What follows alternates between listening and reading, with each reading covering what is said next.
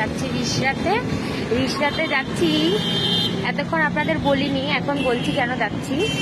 এই যে স্কুটিটা আমরা নিয়ে এসেছি, এই স্কুটিটা একটা প্রবলেম হয়েছে, যেটা আমাদের এই রিসরার একটা এখানে রিসরাতেই এই গাড়িটা মানে সারাই হয়।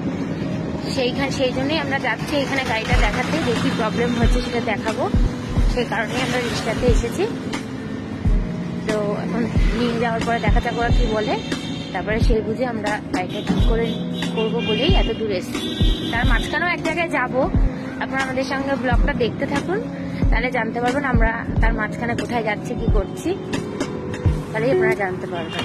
চলুন এখন রিক্সার দিকে যাই, আগাই।